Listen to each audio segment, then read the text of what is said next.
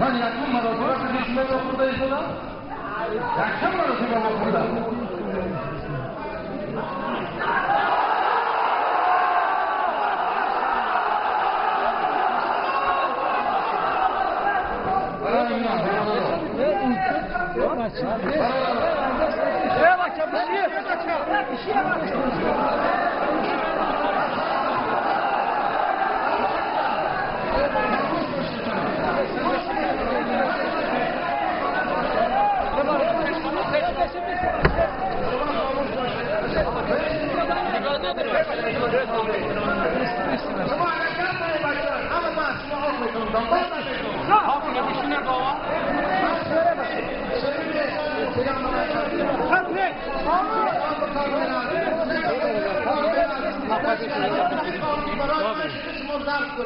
یا حکومتدارا تکلیف شرمنده ها خودشون دنیا رو شرمنده کردن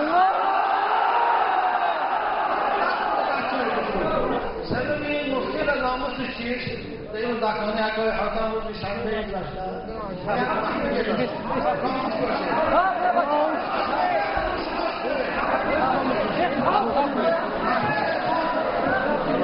شما خاموش باشه شما از رئیس شما رو پرسیدن می‌آوردی بعد وقتی احمق بودم و رئیس شورای شما استغفرالله روز شنبه گذشته بود اون ما خانه اکای حاتم رفتیم گشت آرام بود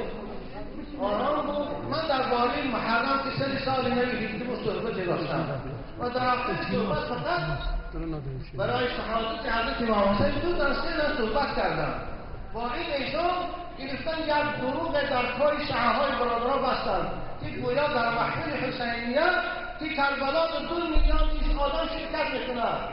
اونها مذهبشان به خودشان احترام دارند مرجعان اونها صدها دارد علمای ما به قوتند گفتی در محفل عاشورای اونها هر شرکت کننده به $100 میدادند و حتی قسم خانشی هم خود خب من قسم ایشان رو باور میکنم در این مسلمان هست دستر سلام و صحیح که همون سلام رو دستر رو درکی پیغمبر خدا بودن کفا به مردی کسی بندن به هر بسید بکنی ماسد کرد من خیلی افسوس میکنم که در سالنی خدا در این منزل رسول اکرم خطبه آزادی شد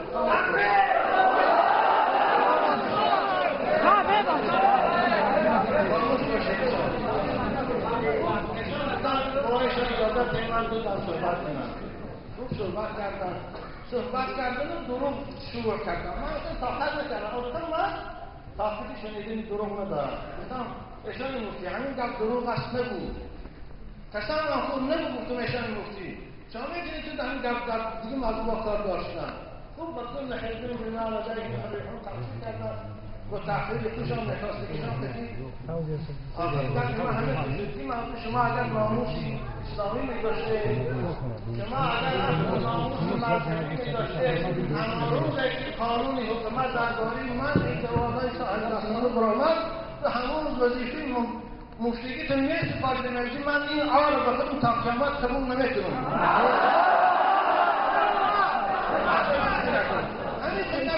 اینا خاموش من خاموش شدم در واقع ما صحبت کردیم همین چیز پراکنده شده رفتیم شورای علما رو دعوت کردیم اولش که شورای علما برای من قدر ندارد من از خدا میترسم یا الله شورای علما با امام محمدی شرکت نداشت